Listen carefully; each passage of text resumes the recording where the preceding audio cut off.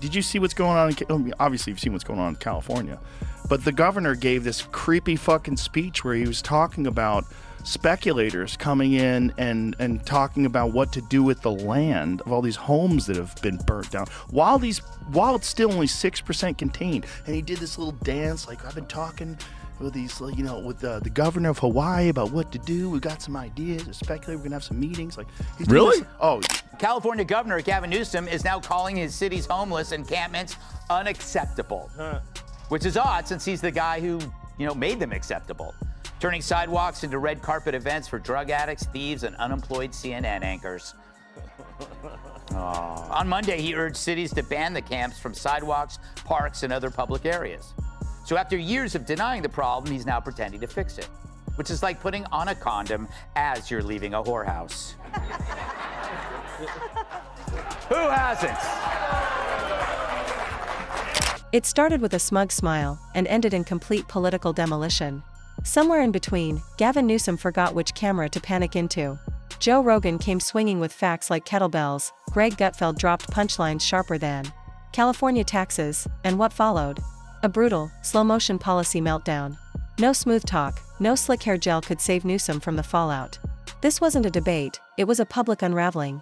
Grab your popcorn, this got messy. nobody wants President Newsom either. Nobody believes in that guy. That guy's a fucking con man. Everything he did in California, from trying to mandate vaccines for kids to being caught public without a mask and lying about the fact that he was outdoors. Yeah. Nobody believes in that guy. He's just a politician. Just a stone-cold, narrative-driven politician. Nobody thinks he's a real human. Whether you like Trump or not, whether you think he's corrupt or not, that's a human being. You know what that guy is. Same thing with RFK Jr. Whether you believe that he's correct about vaccines or whether you believe his policies would be effective, and that's a human being. With Newsom, you got like this construct, this cardboard cutout of a person. I don't think people want that, but they might want it more than they want President Cut Trump. to Gavin Newsom, camera zooming in on that award-winning hair like it's about to end world hunger through conditioner.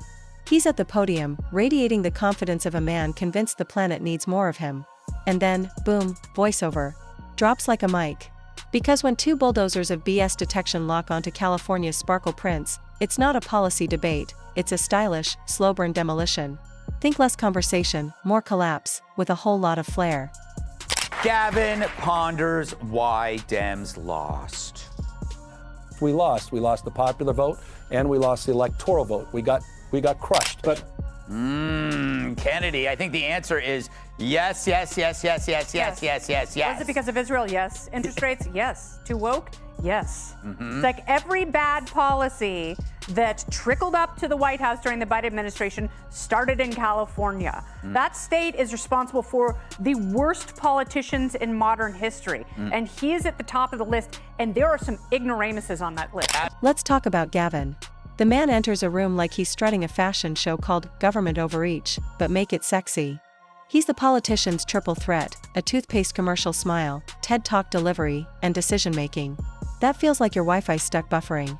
On paper, he's the poster boy for progressive leadership, charisma, climate buzzwords, and just enough recycled paper in his pocket to snag a sustainability award. But behind the gloss? It's performance politics wrapped in pretty packaging. Their houses have been burned, all their childhood memorabilia, all the stuff for their kids, the photos, the fucking everything they have is gone. All heirlooms, their mother's wedding ring, that kind of shit. Everything's burnt to the ground.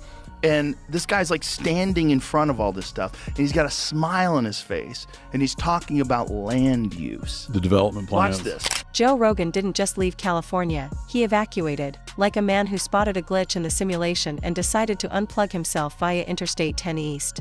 And honestly, who could blame him? When your home state starts looking less like Malibu and more like a live-action Fallout trailer, even a sauna-loving, elk-hunting podcast host has to tap out. Rogan traded Hollywood smog for Texas freedom like a UFC fighter swapping kale for creatine, and he didn't go quietly. He brought the biggest megaphone on earth with him, the Joe Rogan Experience. This isn't your aunt's podcast. With over 100 million listeners and an algorithm that probably gives CNN nightmares, Rogan's platform is a cultural wrecking ball. His secret sauce? Zero filters. Maximum, what the hell is going on here? energy, and nothing triggered that signature Rogan I twitch faster than Gavin Newsom's lockdown logic. While Californians were stuck inside, Gavin was out dining like it was a tasting menu apocalypse. Rogan called it exactly what it was, elite immunity from the rules. His takedown dragged Newsom's hypocrisy so hard, the French Laundry reservation system almost collapsed under the weight of public shame. And he's the guy who thinks he's going to run for president when, so much of the state is absolutely unlivable. And so every project that he's championed, he's now trying to demonize conveniently, and people are not that dumb. Like, people have been through it in his state. They are sick of him.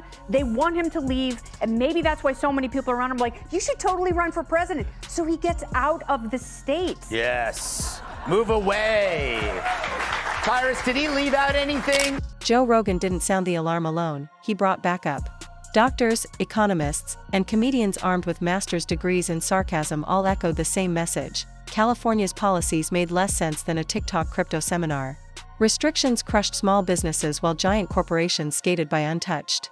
Health guidelines felt like they were pulled from a magic 8-ball. And through it all, there was Gavin, grinning like good hair could restore public trust. Then came the tech exodus, a modern-day Oregon Trail, minus dysentery, plus Teslas.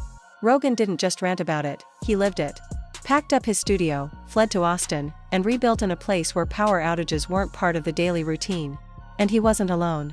California had become hostile to innovation, allergic to capitalism, and confused about who it was really serving. But Rogan's sharpest jab?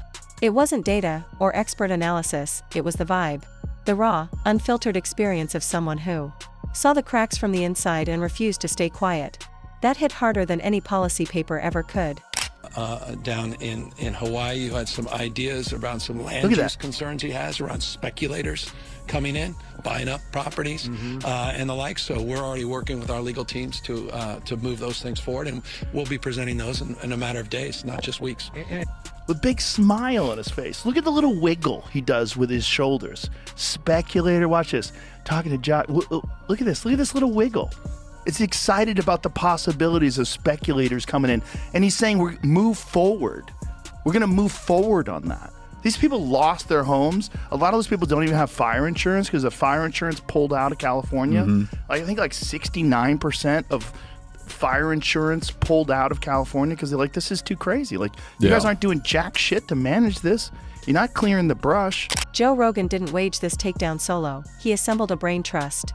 Doctors, economists, and comedians armed with master's degrees in sarcasm, all hammering home the same truth. California's policies made less sense than a TikTok investment seminar.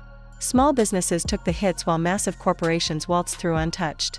Health guidelines felt like they came from a magic 8-ball, and somehow, it all got rubber-stamped by a governor who seemed to think trust could be bought with hair product. And then there was the tech exodus, a modern-day Oregon Trail, minus dysentery, plus Teslas. Rogan didn't just comment on it, he embodied it. Packed his studio, headed to Austin, and rebuilt in a place where power outages weren't a daily gamble. And he wasn't the only one. California had turned hostile to innovation and allergic to capitalism. But Rogan's strongest jab didn't come from stats or experts. It came from pure, unfiltered experience, his own. That raw, real-world energy spoke louder than any chart or headline ever could. So, while Californians have lost their homes and they're still suffering from the devastation, what does Gavin Newsom decide to do? Well, now is apparently the perfect time to try and boost his popularity and essentially promote himself. He's launched a podcast. I'll play you the trailer in just a moment, but take notice. Does the trailer that he shared with the world on X, does it even mention the most horrific fire catastrophe that occurred under his leadership, partly as a result of the decisions he was making, like cutting fire prevention? No, this is his chance to talk about his image, insisting that he's no ordinary politician. Rogan didn't need to shout. He didn't exaggerate. He simply looked around, grabbed the mic, and said what every common-sense American was thinking. This doesn't work. Enter Greg Gutfeld, like a raccoon with a thesaurus and a personal vendetta. He doesn't just roast, he flambés. Gutfeld's not ranting. He's slicing through phoniness with a smirk, a punchline, and a side-eye sharp enough to curdle almond milk. He's a 5-course drag of pretentiousness, served under a spotlight. Aimed directly at Newsom's photo-ready hair, Gutfeld takes one look at Gavin's airbrushed aura and immediately points out the absurdity. The man looks like a cologne ad, and governs like he's trying to win SimCity on nightmare mode. Here's Gavin, he says, on the cover of Vanity Fair, looking like he was designed in a Westworld lab. Now zoom out. Tent cities. Sidewalks. Soaked in human waste. Boarded up small businesses sitting next to $12 juice bars. It's dystopia meets day spa, and somehow, through it all, Newsom's still grinning, like he just solved homelessness with a scented candle and a self-help quote. About anything? I think there's about 100 other reasons too. Well, you can't, it's not his words when he speaks. Yeah. You have to watch him closely. And some genius decided not to film him any lower than the shoulder. Yes, did you? Yes.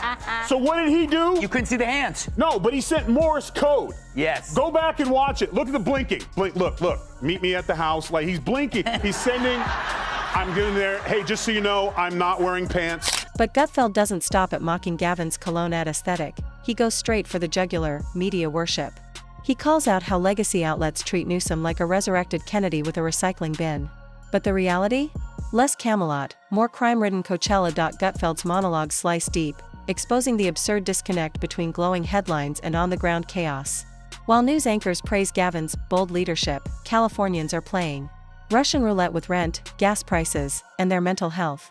Families can't afford groceries, but hey, let's hear another editorial about how dreamy his policies sound. Then comes the climate comedy, and Gutfeld hits his stride like a caffeinated sniper. Solar panels, equity buzzwords, carbon-neutral fairy tales, they all sound poetic in speeches. But who really foots the bill? Working-class families, slapped with fines, rolling blackouts, and the joy of watching officials cruise by in government. Hybrids while charging stations remain vaporware. Gutfeld doesn't just question the policies, he rips the fake virtue apart. Because this isn't about saving the planet, it's about saving face, on Instagram. When Gavin Newsom talks about California, he's like, I'm very big on California, very bullish on California. Hey, they're all moving. The only reason why they don't move is because it's too difficult to move. It's too expensive to leave versus all the bullshit with all the permits and all that. It's too expensive. Believe that he's correct about vaccines or whether you believe his policies would be effective. And that's a human being. With Newsom, you've got like this construct, this cardboard cutout of a person. I don't think people want that. But they might want it more than they want President Trump. But Gutfeld's most savage strike? The presidential pipe dream. Whispers of Gavin's 2028 ambitions are treated like prophecy by the media, but Gutfeld's not buying the hype. He mocks the idea that a man who can't manage a single state could magically fix a nation he's running. Gutfeld quips, but it's from accountability, not for office. And the jokes practically write themselves. Newsom's national aspirations are like trying to franchise a restaurant that just failed its health inspection. Sure, the branding looks sharp, but the kitchen's infested, and the Yelp reviews are written in flames. But this isn't just comedy, it's indictment.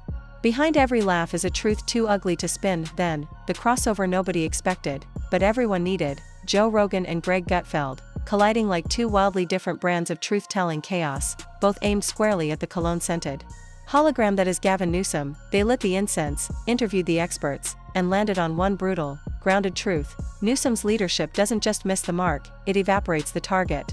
Runs for national office, he acts like a Republican. This is where the left is really pro-trans. Suddenly, they grow balls. Rogan doesn't yell. He doesn't foam at the mouth. He just lays it out in that deceptively calm podcast voice. People are leaving. Businesses are fleeing. Homelessness is exploding. I moved for a reason. It's the kind of delivery that hits like a sledgehammer wrapped in a TED Talk. He's not trying to be funny, and that's what makes it even more unsettling. Then comes Gutfeld. Different vibe, same surgical precision. Where Rogan carefully dissects the rot, Gutfeld charges in. Like a stand-up comic handed the world's worst script, and all he has to do is read it with a face that says, "Can you believe this is real?" Rogan speaks to the thinkers, the independents, the people hungry for data and nuance. Gutfeld? He grabs the skeptics, the politically bruised, the folks who stopped trusting cable news sometime around Obama's second term. Rogan's audience brings charts and timelines. Gutfeld's crowd just points at the flaming dumpster and shrugs. Told you. Two different energies. One undeniable truth. California's glow up is a total illusion. More than 16,000 properties were destroyed. The cost of the fires is estimated to be more than $200 billion. And for businesses in LA County, the future is looking grim. It's projected businesses will continue to lose billions of dollars over the next 5 years due to disruption. And yet, despite their wildly different styles, both camps land on the same unimpeachable conclusion: Gavin Newsom isn't leading, he's performing. And the reviews? Two thumbs way down. It's not just that he's failing, it's that he's failing with flair. Newsom is the human equivalent of a movie trailer that looks incredible, until you actually watch the film and realize it's 90 minutes of empty calories and terrible decisions. Rogan and Gutfeld, coming from opposite corners of the ring, call out the exact same illusion. He's the poster boy for style over substance, for speeches over solutions, and when these two finally converge to rip down the facade, it's like watching two different mechanics dismantle the same busted machine, one with a wrench, the other with a chainsaw. What's wild? Even their audiences, people who usually wouldn't be caught dead in the same group chat, are nodding in agreement. That's how fake the performance is. That's how obvious the cracks have become. I had a great relationship with President Xi. We got along very well. And they treated me better than anybody's ever been treated. And I said, this air is good. Do you know they closed every factory 1 week before I got there from within 200 miles? That's like what Gavin Newsom did when Xi Jinping came to San Francisco. He cleaned it up. He cleaned it up. He got rid of all the homeless people. Isn't it terrible in a way to think, he cleaned it up and then it became a pigsty? Well, the dumbest thing is he said when your friends come by, when you have visitors, you clean up your house. Like, how about just keep your fucking house clean? Can you imagine? It's the dumbest thing I've ever heard. I keep bringing up Gavin. Well, other than my respect for his work in American Psycho, he's starting to distance himself from his party's worst ideas. Newsom, a guy who hates fossil fuels but could still bring down the price of gas by wringing out his hair, once proclaimed that his state would be a sanctuary to all who seek it. Now they're aligned, like political planets before an eclipse. Libertarians, conservatives, ex-hippies, fed-up millennials, and even that one barista who gave up on politics because everything's dumb, they're all nodding in rare agreement. Maybe, just maybe, the real pandemic was political theater, and just when you think it's over, the climactic montage rolls in. At this point, it's not even about who won, it's about what got exposed. Newsom didn't just get called out, he got decoded. The curtain's been pulled, and what's left isn't leadership, it's lighting tricks and hair product. Rogan might drop an entire episode titled, Why California Still Sucks, Volume de Bange. Gutfeld? He'll probably turn it into a sketch called Gavin's Glamorous Gutter Tour. Or maybe, Gavin takes it seriously, reflects on the criticism, and begins to lead differently. Just kidding. He'll probably post a filtered selfie next to a wind turbine and call it progress.